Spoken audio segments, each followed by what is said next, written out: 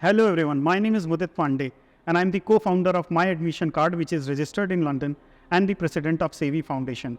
I'm really glad here to bring Birmingham City University in our second episode of Talk to Uni, and here I'm introducing you to Srishti Birla. Hello madam, how are you today?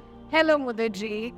Hi, everyone. My name is Srishti Birla, and I'm the country manager looking after India, supporting Nepal and Sri Lanka at Birmingham City University. So before we start madam, like as usual, we do an introduction session so that our audience should know whom we are talking to. So can you just brief us a bit about yourself to our audience today? As I've already told you my name, but again, I am the person who can help you out when you have any queries about the university, you want to know more, you want to get in touch with me. I am the one person you can approach. We have our recruitment team based in India as well. And I look after the admissions process, then helping students with the CAS letter when they are stuck with any of the process from application to the campus. So never ever hesitate in reaching out to me. So you are the go-to person for Birmingham City University. You can say that. So let's just start with like why BCU, a big question. But before we go ahead with why BCU, the more important question is why Birmingham, why UK? Because there is a lot of confusion in student mind when they decide to study abroad. There are wide numbers of universities and many countries to choose from. So we'll start with why UK, why Birmingham, and then why Birmingham City University. Of course. Now, why Birmingham is the right question, Muditji, because I personally believe that knowing about the location is very important, because you have to spend more than, I would say, 60% of the day outside the campus, and there should be something or the other that the city has to offer you, because you have to work part-time as well. You have to manage it with your studies as well. So Birmingham is the second largest city in the UK, located in the West Midlands. It's one of the youngest city of the entire Europe and the shopping capital as well, which means whatever you need, you're going to get it in the cheaper price, the best quality. It is one of the, I would say, calmest places in the UK where you can manage a good life, a party life as well, being a student, and a good peaceful life as well. And Birmingham, as per the New York Times, falls in the top 20 places to see in the world. Once in a lifetime. So even if you're not coming to BCU, but you should come, you need to visit Birmingham, that is for sure. I quite agree to this. I think you have been there, you know about it, yeah? So, talking about BCU now, like you asked, we are the university for Birmingham. Now, Muditji, the reason we say this is because we usually and every year invest some amount of money on the campus facilities for the student. And this year, we have invested £400 million in the campus facilities, which is a huge amount. Now, this investment is done only for you guys to give our students the best practical exposure that they can have. Best thing about BCU is that we are centrally located, which means that we are in a diameter of the city center, surrounding all the city center attractions. You just have to walk down from the campus and you can go to your part-time, you can party with your friends, whatsoever. This will save a lot of time for the students and also cost of traveling as well. Okay. Talking about our faculties have been teaching from years and years now, but they have real industry work experience as well. So they train our students in a way that they are able to cope up with the real industry scenario also. So making them more industry ready. Right, correct. And talking about the industry, we have more than 100 plus full-time partners who come on the campus each year and recruit students for a full-time job, part-time job, or an internship, depending on what kind of position they are applying for. And the best part about BCU, because students are going to make a huge investment with it, and I would say studying abroad is not easy for students. It's a big decision. It's a big decision. And what they usually look for is jobs after you graduate. BCU got that covered for you because we are ranked top 7th in the UK for employability. Our employment rate is 98%, and we have 2 placement cells on the campus, Muditji. One is Career Plus and Opportunity. They help students with the placements with our full-time partners like Apple, Jaguar, KPMG, Deloitte, Louis Vuitton, BBC, and many more. Oh, that's lovely. That's great. So like after hearing a lot about VCU, what would be the next intake if somebody is interested? What is the next upcoming intake in which a student can apply? For The Birmingham? very nearest intake is Jan 2025, which has already started. Okay, so talking about more about Jan 2025 because that would be the focus now. What are the major courses that are available in our Jan 2025 in postgraduate and undergraduate? What are the major courses that we have? Talking about programs right now in Jan 2025 for bachelors, firstly I'll introduce our schools to the audience. Yeah. So we have Computing Engineering Built Environment, which is called as CEBE. Then we have Art Design Media, which is called as ADM. We have BLISS, which is Business Law Social Science. And then we have HELS, which is Health Education and Life Sciences. So all our 4 schools have masters and bachelors, extensions and even PhDs as well. Okay. So for Jan 25, the bachelor's program that is available right now is BSc Nursing, Okay. Adult, Child, whatsoever you want to apply for, we have options in BSc Nursing as well. Okay. For master's students who wants to come for a master's program, we have many programs open from engineering to business to health and even to art design media as well. Okay. Great. Because business management is one of the area where most of the student goes for master. Being in India, we always look for more of business-oriented programs. Business-oriented. Then we have MSc Management with International Business, Entrepreneurship, Marketing, International MBA, which most of the students look for, of course. We have Finance, we have extension to Finance programs as well, like Finance and Investment, Banking and Finance kind of programs as well. So do we have anything in network engineering or computing for Jan, like in masters? For computing, Mudiji, Because a lot of students from India are interested into that. I would say we have multiple options for the students who wants to come for computing. We have, I would count that on fingertips. So we have MSc Computer Science. Okay, great. We have Advanced Computer Science, Advanced Computer Networks. We have AI, Cyber Security, User Experience Design, Digital Transformation. That's huge. 7 programs. And that's more than enough for our Right. audience to choose from. So moving forward from the same question, like what is the general entry requirement for these courses, number one, and what is the tuition fees range? Look, I'm not asking about all the courses, but a tuition fees range for our audience to be prepared for a budget thing, which is the most important questions from most of the parents. Of course. So what is the tuition fees range, number one? Number two, what are the scholarship opportunities available? for Okay. students? Starting with the entry criteria, which is very important. For bachelors, for BSc Nursing, whosoever is applying, students should have minimum of 65% in their 12th standard. That is very important. Then you need an IELTS of 6.5, nothing less than 6 for BSc Nursing, Okay. because that is the only program available for Okay. Jan 25. Okay. If I tell you about the bachelor's criteria for next September as well, for the audience to Okay. have an idea, then we need 60% in the 12th standard for students who are applying for, let's suppose, Computing Engineering, Built Environment, Art Design Media, or Business Law Social Science, with an IELTS score of 6 overall, nothing less than 5.5. Okay. Good. For masters, for our health programs and our computing engineering programs, we need 60% in the bachelors.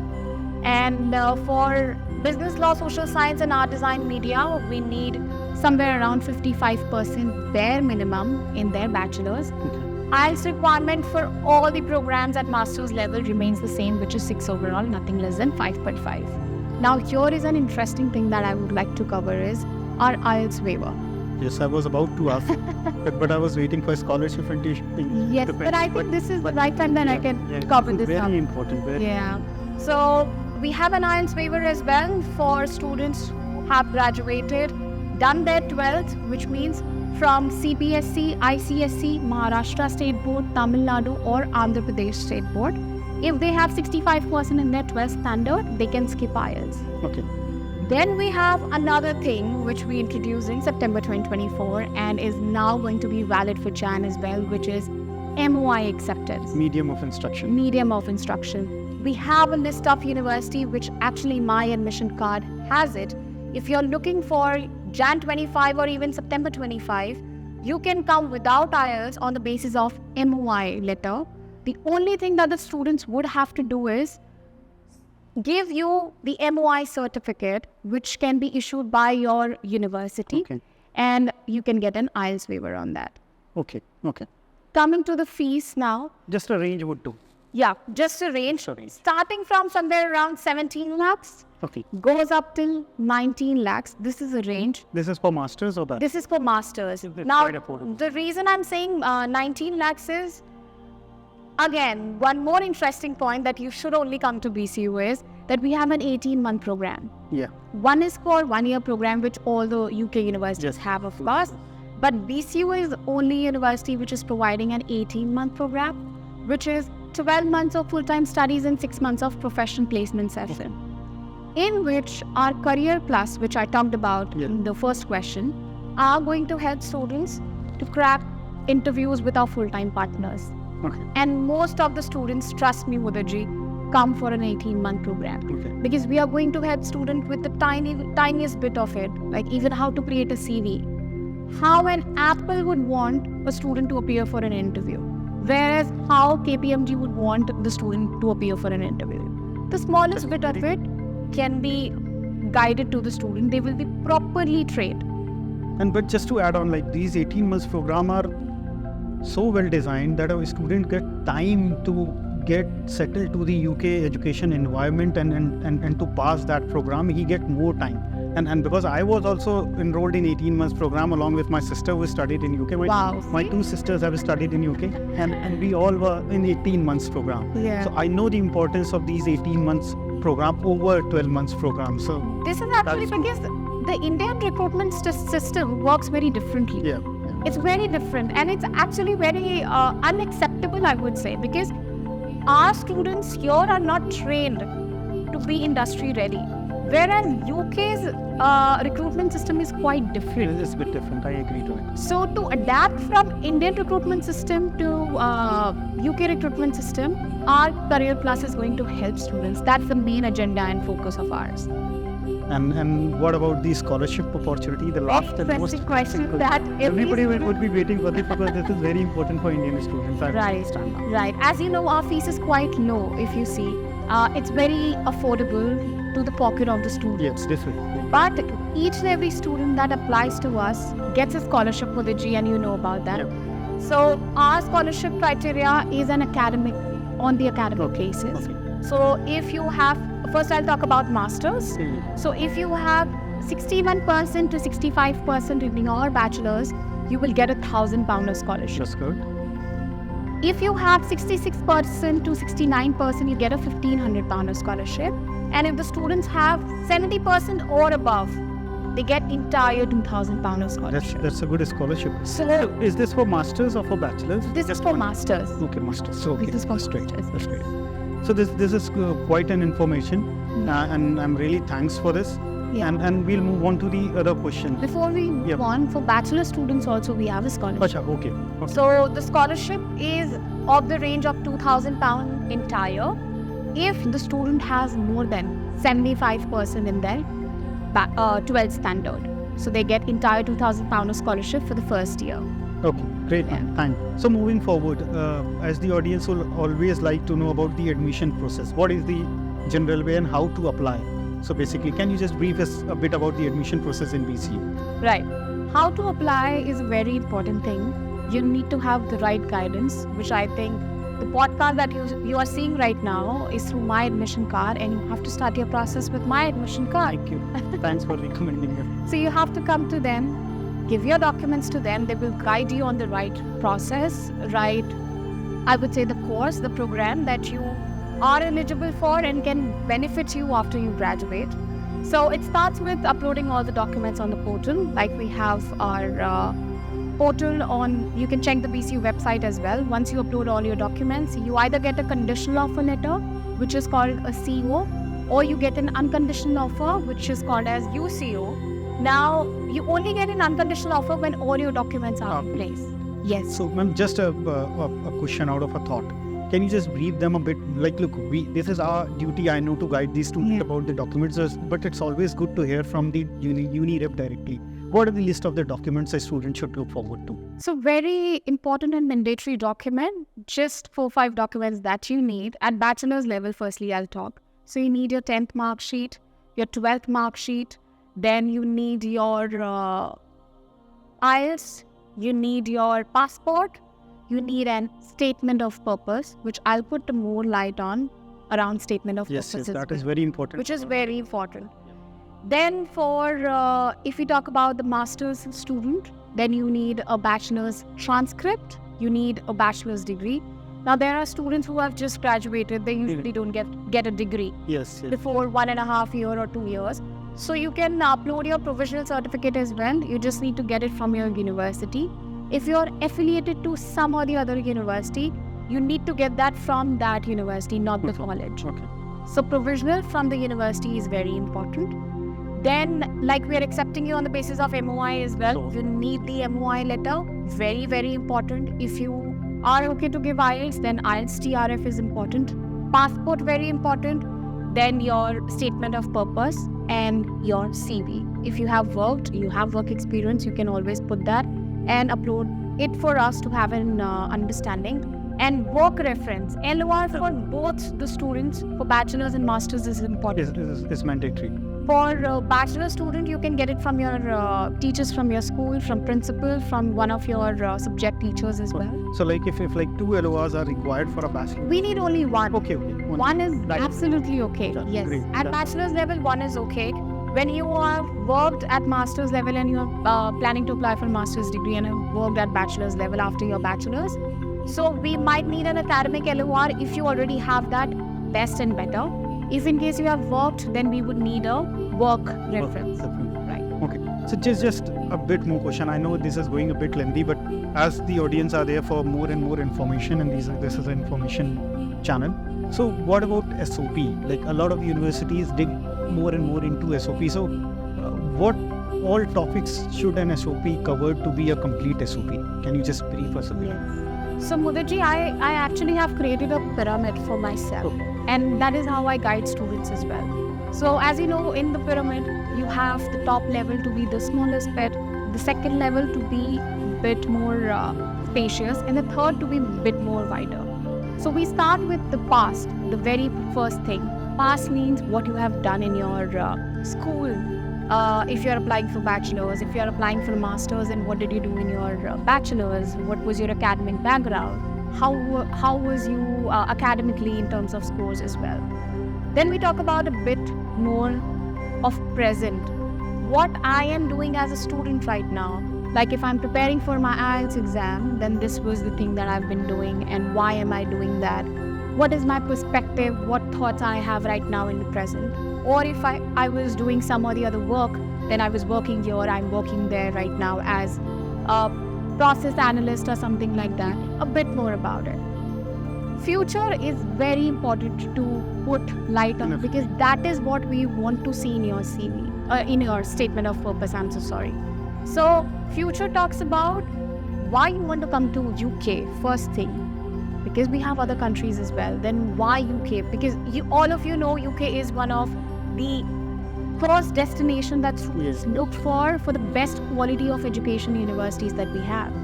So about UK, about BCU for that matter, why do you want to come to Birmingham City University? I've given you a lot of pointers out here in this podcast. This is important for students. Which the students can use, of course. Then why do you want to do a specific course? Let's suppose a student wants to come for public health or MBA. Why? And what are the job prospects? You need to write about that as well. It will help them actually. Of course, it will help them. And this is a generic idea that I'm giving, not only for BCU, but for any other university, even if you apply. It's good for them if they'll read the modules that they are going to study. Of course, I was about to come on that. Thank you, Mudhirji. So, very important when you are choosing a program, go to the university's website, check that program and read about the modules. Maybe you find something interesting and dig in to the modules, take 2 of the modules and write that in your SOP. Very important, you are done. Very easy to write. Now, I would like to bring my admission card into picture as well. The only thing that you guys have to do is write a SOP of 800 to 1000 words. That is the maximum limit. I would say 1000 words is more than enough. Once you are done with them, I can understand when you're writing a SOP, students are always raw. They don't know what kind of words they can use to enhance their SOP.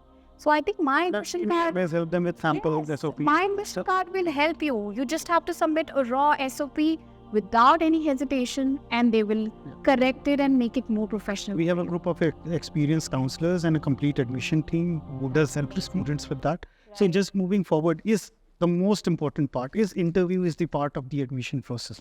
Yes. PCAS interview, which every student want to know, like, is that a part of the process? So, Mudiji, after the student gets the unconditional offer letter, they are progressed to a stage where they have to get a CAS letter. CAS is confirmation of acceptance of studies. So, to let you all know, CAS is very important if you are applying for a student visa. Without that, you cannot file your visa. Every university issue a CAS. And for CAS, we have a portal which is called as Enrollee. Okay, yeah. CAS Shield Enrollee. You will be given an access after you get your unconditional offer letter and you pay the deposit initial amount. After you log in into Enrollee CAS Shield, students will have to upload their general documents which they uploaded at the time of their application process as well. Yes. And with your offer letter as well. And after the document checks are done, student, yes, have to appear for a pre-CAS interview. It's not very lengthy.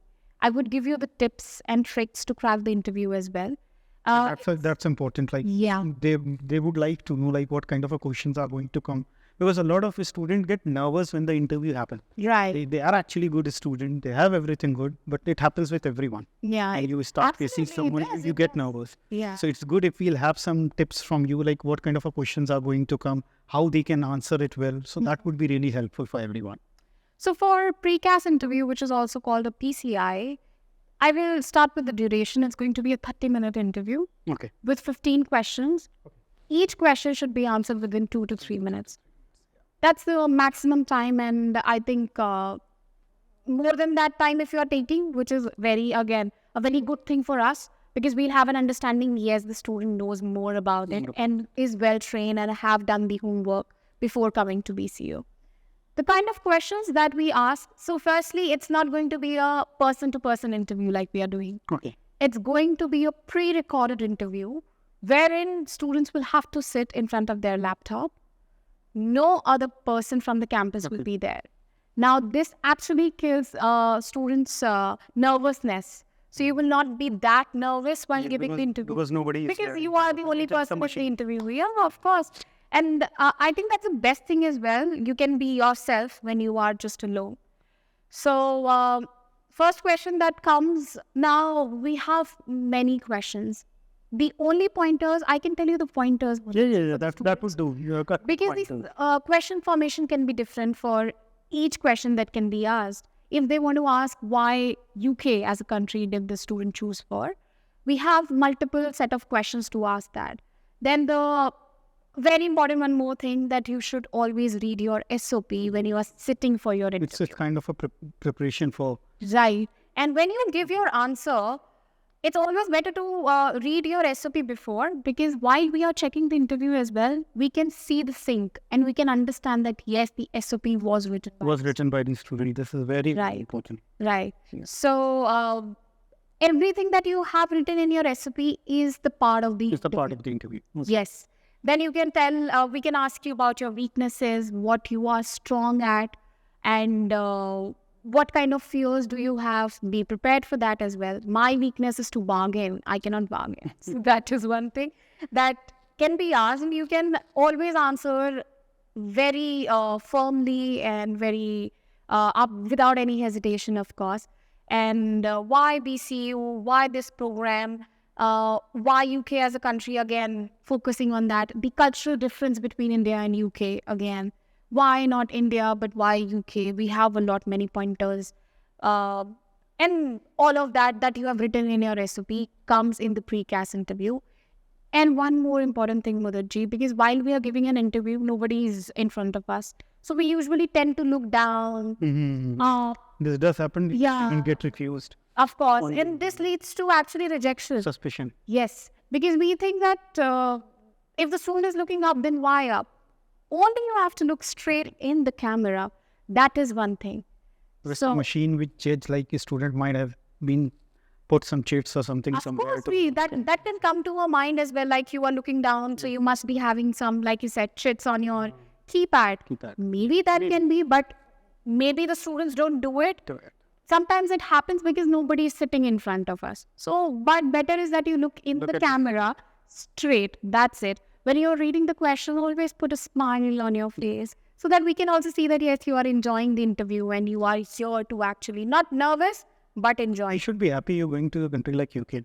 Like UK, that can be one of the best experience of your life. Country and very safe country, because this questions comes a lot to me from parents. Yeah. How safe is the country for girls, which is the major part a lot of people ask. And then I told them that, like, just go and search on the internet. Yeah. It's one of the And safest I think countries. your sisters have also studied. Yeah. I think that can be For me, BCU is like a family. family. Yes, of course. It's not just my sisters, like a lot of students from my own city, Prayagraj, are still studying in the BCU. They have studied in the BCU and they are very well placed.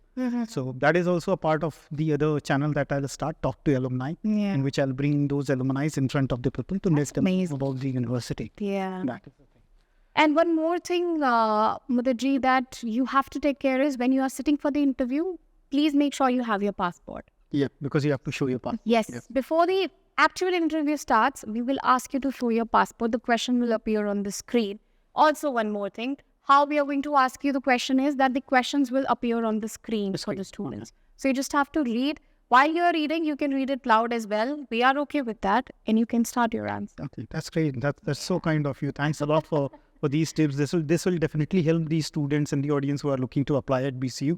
So now moving forward to the other question, any important thing that you think that a message from you basically to the prospective students who are looking forward to apply in BCU? A message that I would like to give personally is one thing that students and parents usually get stuck at is the right guidance. Yes. The right form of information, because in today's time, I would say 80% of the students are getting wrong information about any of the countries we talk about. Any of the countries. Right information, right guidance is very important. And the problem is Google is confusing you more. Of course, you find multiple things on Google and then you go out, okay, this, That was written somewhere and you don't verify those facts and started believing on those facts. Right, exactly. And then students take a step back. So I think what's better than an alumni from BCU himself guiding you Thank you. and helping you to come and transit from India to BCU. What's better than that? And it's an amazing place to be on. Yeah. City is the moment that you start and say it's a calm city. So how I used to tell to my student whom I counsel, because I lived in London for a couple of months.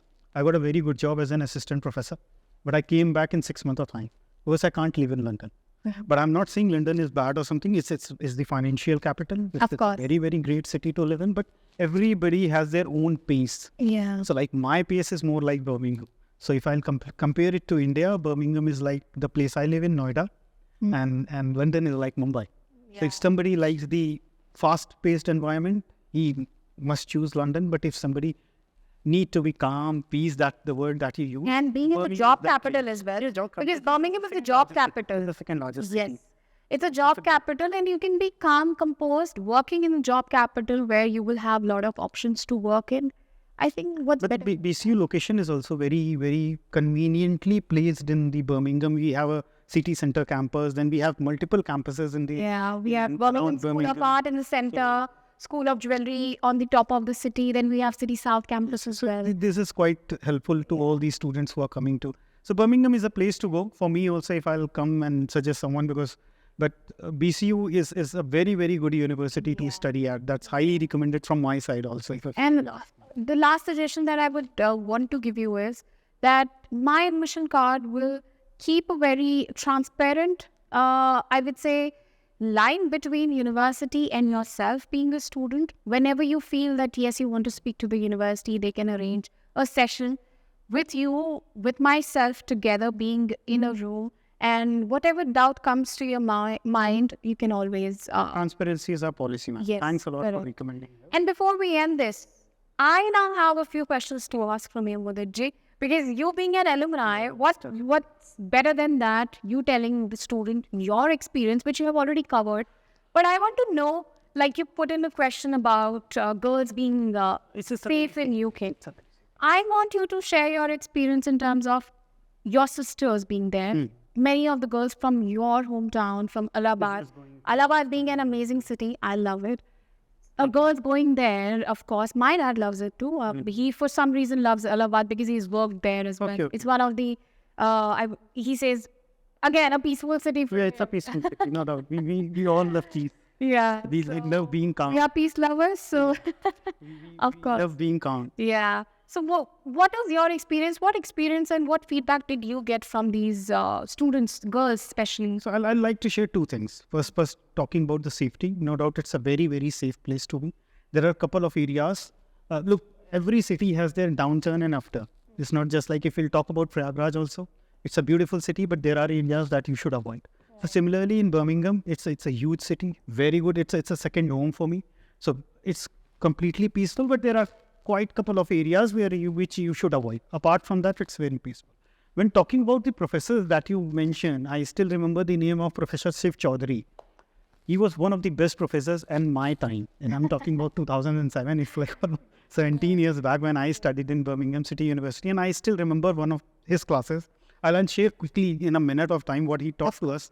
And that's what changed our perspective about education abroad. And I've quoted this example in one of my videos earlier also. So he said, like, he gave us the example of Pepsi when they launched in India and they become unsuccessful and then relaunched it. The reason was Indians like the drinks to be a bit sweeter. So it wasn't sweeter when it's launched in India first. Then they relaunched it with more of sweetness into it and it's got hit. So similarly, he gave us a project work to work on, and he said this product has to be launched in your country. Sit with a group of people, discuss it, and let me know how you will be launching it in your own country. And this is how you learn about different countries. Right. Because it's a multicultural environment. BCU is multicultural university. So I have students from Japan, I have students from China, I have students from USA, I have students from Europe, I have students from all different regions. So in my group, there were 4 students from all different regions. And they were letting me know if we have to launch this particular product, what are the things we have to take care of? The government policies, Right. the FIIS policies, everything. So like I was the one who made a blunder, and I said like you have to be taken care of bribe. If you're launching something in India, they all started with it. But then Shiv Chaudhary said, no, this is an important point at that time. Yeah. He It said, was. this is an important point. If he's mentioning that is an important point. And this is how you learn. Yeah. Then these people become the future CEOs, future entrepreneurs, and they are your friend now. They are still in my Facebook and they still talk to me and they help me around. So this is the benefit of studying in abroad, benefit of studying in BCU, multicultural environment, and the professors are awesome. I still remember many names, but it would be hard if I'll start taking names. It will be too No, long. like you talked about they're diversity, we actually have that focus. Now, I'll talk about classrooms as well. Many students have this question, ma'am, how many students are going to be in our classroom, or how our classroom would look like? It's going to be more of diverse. It's not going to be just Indian students in one class. You'll have students from across the globe. You talk about Europe, you talk about Asia, South Asia, Southeast Asia, China, wherever, USA, even Australia, we get students from across the globe. So if you want to learn about new cultures, you want to adapt new culture, and you want to make yourself more stronger and independent, then I think BCU is your next step. And we'd like to invite you to take admission in our Jan 2025 intake. Of course, and I can't actually wait to see you all. Please get in touch with my admission card. Please take their guidance. They are going to help you very, very, I would say, in-depth about studying abroad in UK and also about BCU. Thank you, madam, for recommending us. And to our audience, if you have any further questions, you can write it in the comment box and one of our team member will come back to you as soon as possible. Thanks a lot, madam, for your valuable time today. Thank you. And thank you everyone for listening to us. Thank you.